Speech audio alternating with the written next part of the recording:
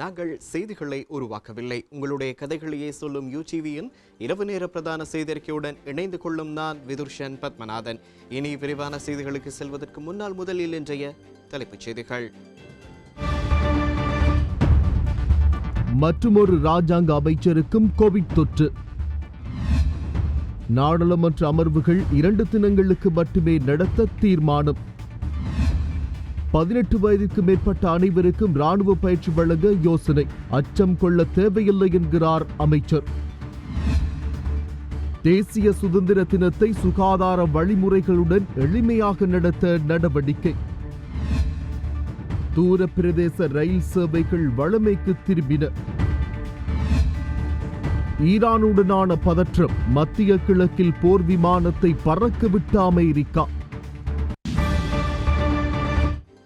ஆகியவை எமது தலைப்புச் செய்திகள். இனி விரிவான செய்திகளில் முதலில் உள்நாட்டு செய்திகள்.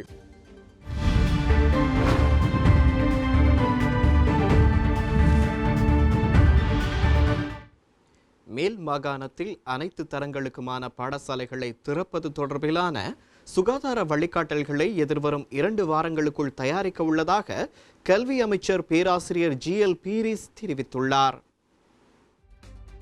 மேல் மாகாணத்தில் உள்ள அனைத்து பாடசாலைகளையும் திறப்பதற்கான தீர்மானம் இன்னமும் எடுக்கப்படவில்லை. எனினும் அனைத்து பாடசாலைகளையும் திறப்பதற்கான சுகாதார வழிகாட்டல்களை அடுத்த 2 வாரங்களுக்குள் தயாரிக்க உள்ளதாக கல்வி அமைச்சர் பேராசிரியர் GL பீரிஸ் தெரிவித்துள்ளார். இன்று இடம்பெற்ற ஊடக சந்திப்பில் அவர் இதனை தெரிவித்தார். විවේචනවලට බයේ අවධානමක් තියෙනවා කියන පදනම මත දිගින් දිගටම පාසල් වසා දැම්මා නම් මොකක්ද ඒකේ ප්‍රතිඵලය?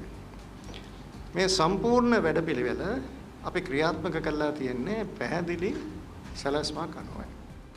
ஆரம்பம் முதலே மனதைரியத்துடன் செயற்பட்டோம். உயர்தர பரீட்சைகளை நடத்தினோம். புலமை பரிசில் பரீட்சைகளை நடத்தினோம்.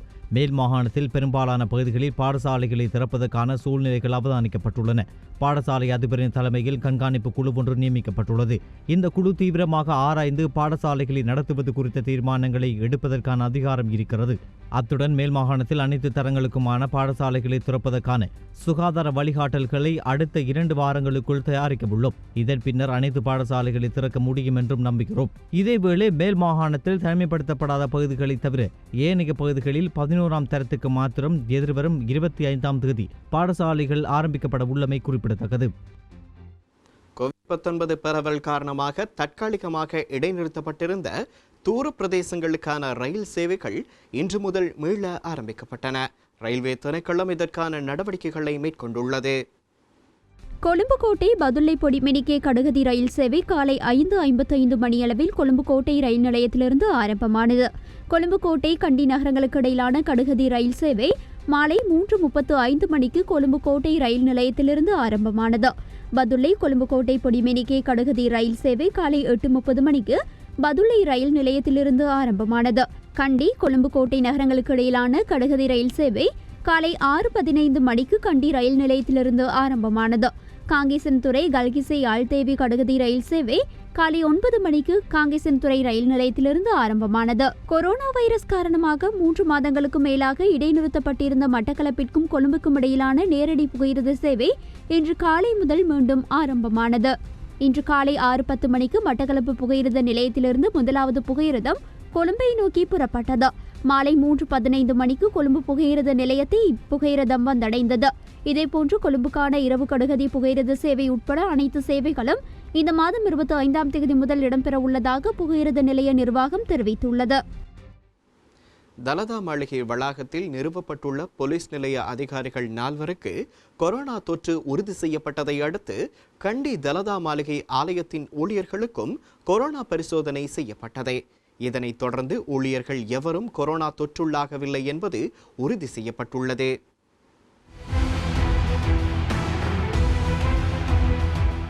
நேற்றைய தினம் 763 புதிய கொரோனா நோயாளிகள் அடையாளம் காணப்பட்டுள்ளனர். நேற்றைய தினம் அடையாளம் காணப்பட்டவர்களில் 747 பேர் மினுவாங்குட பேலியகுட கோவிட் கொத்தணி பரவலுடன் தொடர்புடையவர்கள் ஆவர். ஏனையவர்களில் 2 சிறைச்சாலை கொத்தணியுடனும் 14 பேர் வெளிநாடுகளிலிருந்தும் வருகை தந்தவர்கள் ஆவர்.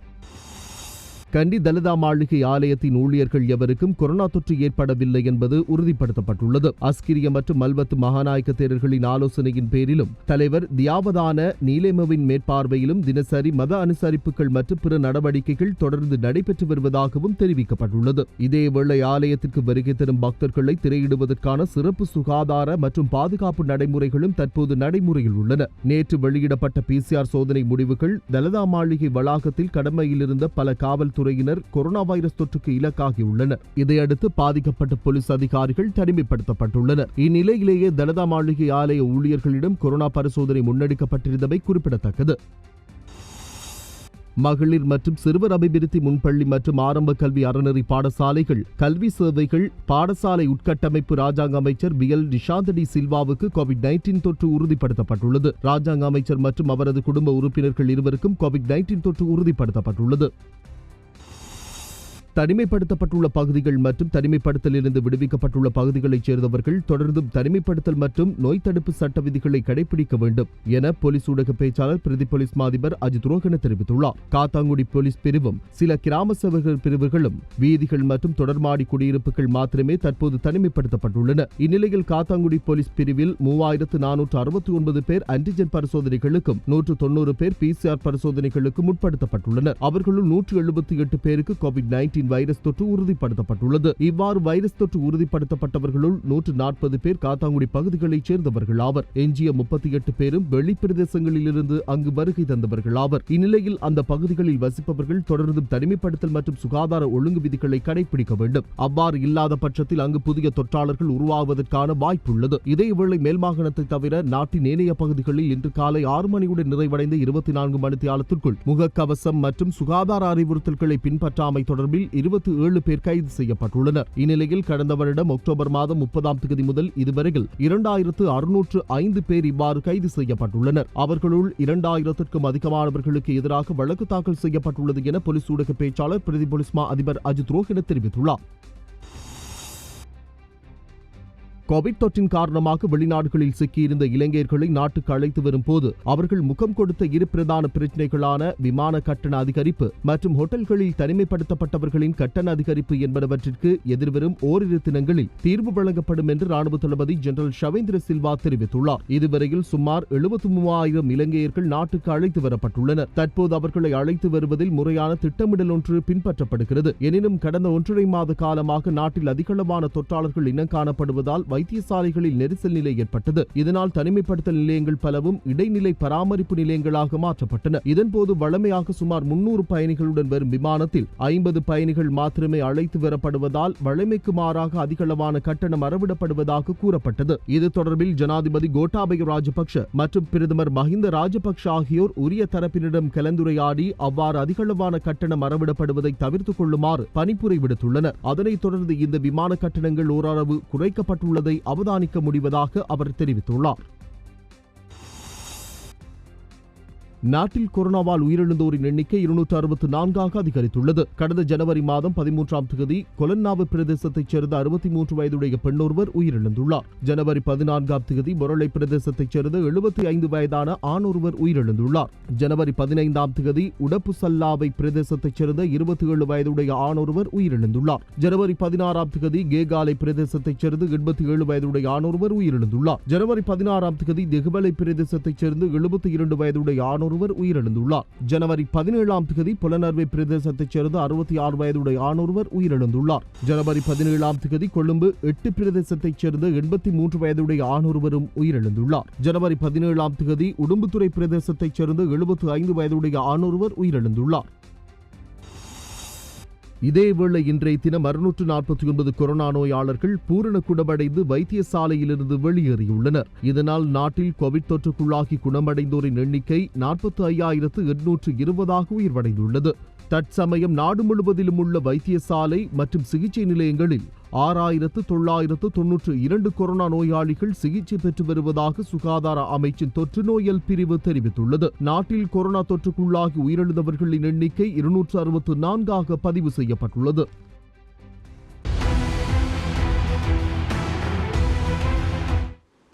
அடுத்த 2 தினங்களுக்கு மட்டும் நாடாளுமன்ற அமர்வுகளை நடத்துவதற்கு கட்சித் தலைவர்கள் கூட்டத்தில் இன்று தீர்மானம் எட்டப்பட்டுள்ளது. இதற்கமைய நாளை மற்றும் நாளை மறுதினம் மாத்திரம் அமர்வுகள் இடம்பெறும் என நாடாளுமன்ற படைக்கல சேவிதர் நரேந்திர பெர்னாண்டோ தெரிவித்துள்ளார். கோவிட் பரவலுக்கு மத்தியில் நாளை முதல் வழமை போல் நாடாளுமன்ற அமர்வுகளை கூட்டுவதா இல்லையா என்பது தொடர்பிலாக விசேட கலந்துரையாடல் இன்று இடம்பெற்றிருந்தது. இதன்போது நாடாளுமன்ற அமர்வை நடத்திச் செல்லல் மற்றும் சுகாதார பாதுகாப்பு திட்டங்கள் குறித்தும் அதிக அவதானம் செலுத்தப்பட்டிருந்ததாக படைக்கல சேவிதர் நரேந்திர பெர்னாண்டோ குறிப்பிட்டார். நாடாளுமன்ற பணிக்குழு மற்றும் ஏனைய பணியகங்களுக்கு உட்பட்ட 5 பேர் அடங்கலாக 9 பேருக்கு இதுவரை கோவிட் தொற்று இருப்பது கண்டறியப்பட்டது. அவர்களில் 3 பேர் பாதுகாப்பு பிரிவு மற்றும் நாடாளுமன்றத்துக்கு வெளியே பாதுகாப்பு வலயத்தில் கடமை ஆற்றுபவர்கள் என நாடாளுமன்ற தொடர்பாடல் திணைக்களம் தெரிவித்துள்ளது. தயாசிறி ஜெயசேகர, வாசுதேவ நாணேக்கார மற்றும் ரவ் ஹக்கீம் ஆகிய நாடாளுமன்ற உறுப்பினர்களுக்கு கோவிட் தொற்றுறுதியானதை அடுத்து சபாநாயகர் மற்றும் நாடாளுமன்ற பொதுச் செயலாளரின் ஆலோசனைக்கு அமைய கடந்த 13ஆம் மற்றும் 15ஆம் தேதிகளில் PCR பரிசோதனைகள் மேற்கொள்ளப்பட்டன. இதன்படி 32 நாடாளுமன்ற உறுப்பினர்கள், நாடாளுமன்ற பணிக்குழாமினர் பாதுகாப்பு பிரிவு மற்றும் ஏனைய பணியக உறுப்பினர்கள் அடங்கலாக 943 பேருக்கு PCR பரிசோதனைகள் மேற்கொள்ளப்பட்டன. எனினும் அதில் எந்தவொரு நாடாளுமன்ற உறுப்பினர்களுக்கும் கோவிட் தொற்றுறுதியாகவில்லை என நாடாளுமன்ற தொடர்பாளர் திணைக்களம் தெரிவித்துள்ளது. இவ்வாறான பின்னணியில் சுகாதார பாதுகாப்பினை கருத்தில் கொண்டு நாளை மற்றும் நாளை மறுதினம் மாத்திரம் நாடாளுமன்ற அமர்வுகளை நடத்தி செல்வதற்கு தீர்மானிக்கப்பட்டுள்ளதாக படைக்கல சேவிதர் நரேந்திர பெர்னாண்டோ குறிப்பிட்டுள்ளார்.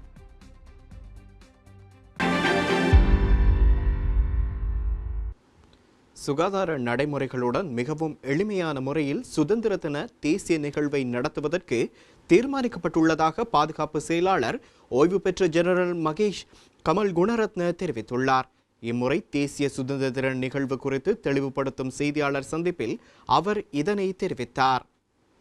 සමග ඇතිවෙච්ච රෝගී තත්ත්වයක් ලොව පුරා තියෙන කාලේ නමුත් අපේ දිගටම කරගෙන ආපු නිදහස් දින සමරු රෙල එහි ගාම්භීරත්වය කෙසේවත් අඩු නොවන විදියට සෞඛ්‍ය නීති රීතිවලට தொடர்ச்சியாக நடத்தப்பட்டு வரும் தேசிய சுதந்திர தின நிகழ்வை இம்முறையும் சுகாதார நடைமுறைகளுடன் மிகவும் எளிமையாக நடத்துவதற்கு எதிர்பார்த்துள்ளோம். அத்துடன் கொழும்பு சுதந்திர சதுக்கத்தில் இந்த நிகழ்வை நடத்த திட்டமிட்டுள்ளோம்.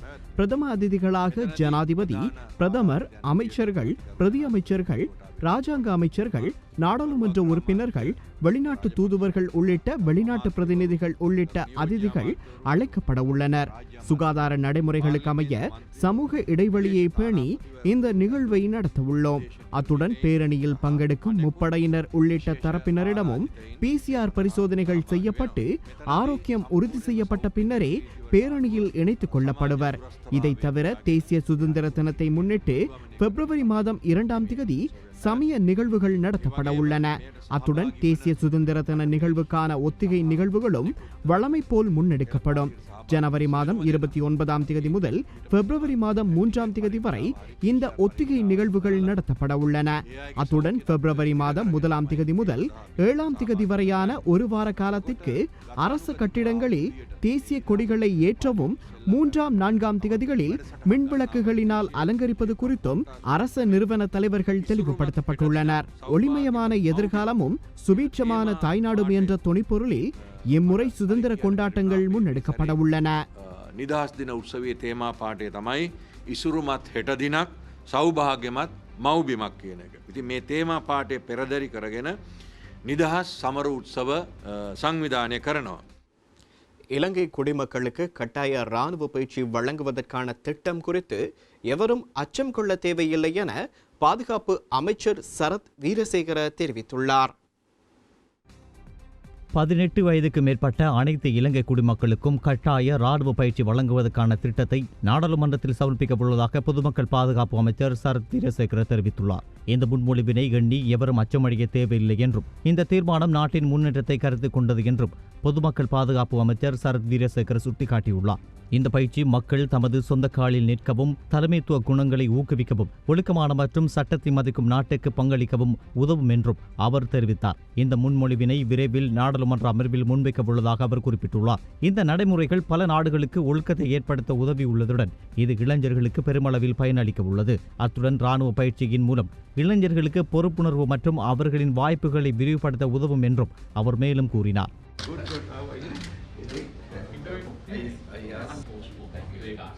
இந்நிலையில் பயம் சந்தேகம் இல்லாத சமூகம் ஒன்றை ஏற்படுத்த குற்றங்களுக்கு எதிரான நியாயமான பொறிமுறையினூடாக குற்றவாளிகளுக்கு விரைவில் தண்டனை பெற்றுக் கொடுக்க தேவையான நடவடிக்கைகளை மேற்கொள்வது தொடர்பில் கலந்துரையாடல் ஒன்று நீதி அமைச்சில் இன்று இடம்பெற்றது. பொதுமக்கள் பாதுகாப்பு அமைச்சர் சரத் வீரசேகர, நீதி அமைச்சர் அலி சப்ரே இன்று நீதி அமைச்சர் சந்தித்து கலந்துரையாடும் போதே இது தொடர்பாக ஆராயப்பட்டதாக பொதுமக்கள் பாதுகாப்பு அமைச்சு அறிவித்துள்ளது. இந்த கலந்துரையாடலின் போது போதைப்பொருள் வியாபாரிகள், அதனை விநியோகிப்பவர்கள் மற்றும் அவர்களுக்கு எதிராக விரைவில் தண்டனை பெற்றுக் கொடுக்க தேவையான சட்ட ஏற்பாடுகளை மேற்கொள்வதுடன் வெளிநாடுகளில் இருக்கும் போதைப்பொருள் வியாபாரிகளை நாட்டுக்கு அழைத்து வரவும், அந்த வியாபார வலைத்தளத்தை இல்லாமலாக்கவும் தேவையான செயற்திட்டங்களை முன்னெடுப்பது தொடர்பிலும் கலந்துரையாடப்பட்டது. முன்னாள் அமைச்சர் ராஜித சேனாரத்னவுக்கு எதிராக கொழும்பு மேல் நீதிமன்றில் மோசடி வழக்கொன்று பதிவு செய்யப்பட்டுள்ளது. லஞ்ச ஊழல் விசாரணை ஆணைக்குழு தாக்கல் செய்துள்ள இவ்வழக்கினை குற்றப்பகிர்வு பத்திரம் என்று ராஜித சேனாரத்ன உள்ளிட்ட 3 பிரதிவாதிகளுக்கும் கையளிக்கப்பட்டதுடன் அதன் பின்னர் அவர்கள் பிணையில் விடுவிக்கப்பட்டனர். முன்னாள் அமைச்சர் ராஜித சேனாரத்ன கடற்றொழில் கூட்டுத்தாபனத்தின் முன்னாள் தலைவர் உபாலி லியனகே, அக்கூட்டுத்தாபனத்தின் முன்னாள் நடவடிக்கை படிப்பாளர் ரவீந்திர முனசிங்க ஆகியோருக்கு எதிராகவே இவ்வழக்கு தாக்கல் செய்யப்பட்டு குற்றப்பகிர்வு பத்திரம் வழங்கப்பட்டது. கடந்த 2014ஆம் ஆண்டு முகத்துவாரம் மீன்பிடி துறைமுகத்தை அபிவிருத்தி செய்வது தொடர்பிலான விலை மனு கோரும் போது அரசாங்கத்துக்கு நஷ்டம் ஏற்படும் வகையில் நடந்து கொண்டதாக கூறி இந்த வழக்கு தாக்கல் செய்யப்பட்டுள்ளது. எவ்வாறாயினும் இன்று இது தொடர்பிலான குற்றப்பகிர்வு பத்திரம் கொழும்பு மேல் நீதிமன்ற நீதிபதி பிரதீப் ஹெட்டியாராச்சி முன்னிலையில் பிரதிவாதிகளுக்கு கையளிக்கப்பட்ட நிலையில் அவர்கள் சார்பில் ஆஜரான சட்டத்தரணிகளின் கோரிக்கை அமைய தலா 10 லட்சம் ரூபாய் பெறுமதியான சரீர பிணையில் விடுவிக்கப்பட்டனர். நுவரெலியா கந்தப்பளை பாக் தோட்டத்தில் நேற்றிரவு முதல் தொடர்ச்சியாக முன்னெடுக்கப்பட்ட எதிர்ப்பு நடவடிக்கை முடிவுக்கு கொண்டு வரப்பட்டுள்ளது.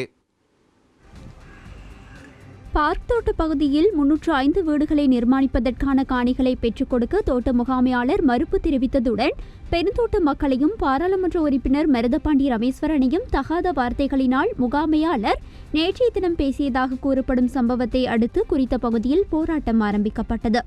நேற்றிரவு முதல் தொடர்ச்சியாக போராட்டம் நடத்தப்பட்டிருந்ததுடன் இன்று பிற்பகல் போராட்டம் வெற்றியடைந்ததாக பாராளுமன்ற உறுப்பினர் மருதபாண்டி ரமேஸ்வரன் தெரிவித்தார்.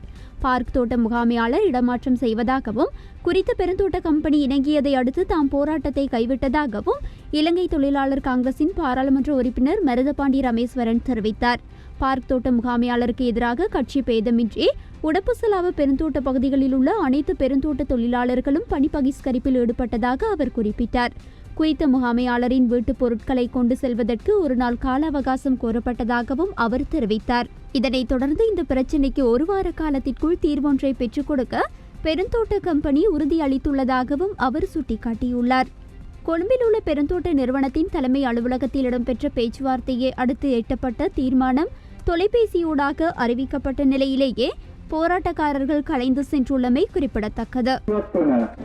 2005 வந்த இந்த தோட்ட அதிகாரி அவர் வந்த முதலே இங்கே அவருடைய அதிகாரத்தை பயன்படுத்தி நடைமுறையில் இருந்த தோட்ட தொழிலாளருடைய வேலை திட்டங்கள் அனைத்தையுமே அவருடைய அதிகாரத்தை பயன்படுத்தி எல்லாத்தையும் மாற்றி அமைச்சார். இப்படி மாற்றி அமைக்கும் போது வருடத்துக்கு 300 தொழிலாளி இருந்த இடத்துல இப்போ ஒரு 100-150 தொழிலாளி தான் வேலை செஞ்சுக்கிட்டு இருக்காங்க. இவருடைய அவர் என்ன நினைக்கிறதுனா அவர் அதிகாரத்தை பயன்படுத்தி ஆளுகளை அச்சுறுத்தி தான் வேலையை கொண்டுட்டு போய்கிட்டு இருக்காரு. இதனால பல தொழிலாளர்கள் வேலையை நிறுத்தி வீட்டில் தான் இருக்காங்க. யாருமே எஸ்டேட் நிர்வாகத்துக்கு வேலைக்கு வர்றதில்லை. அந்த மாதிரி யாராவது எங்களுக்கு ஏதாவது தூரம் செஞ்சு கொடுக்குறதா, இல்லை எஸ்டேட்டை பார்த்துருக்கதா, தோட்டத்தில் ஒரு வாசக்குட்டி இருக்கா, தோட்டத்தில் எங்களுக்கு தண்ணி இருக்கா, எந்த விதமான ஒரு இதுவும் இல்லாமல் நாங்கள் எஸ்டேட்டில் 18 கிலோ கொழுந்து மட்டும் எடுத்து கொடுக்கணும். பம்பரை கொத்தி ஆளுங்க ரோட்டில் காட்டில் கிடக்கையில் எல்லாம் அந்த இறக்கி ஆளே போயிடணும்னு நிறக்கி அந்த பம்பரை கொத்தின ஆள் மட்டும் தான் கிடக்கணும். அந்த ஆளை யாரும் தூக்குறது இல்லையா? அந்த ஆளை அப்படியே சாகணுமா? அப்படி எல்லாம்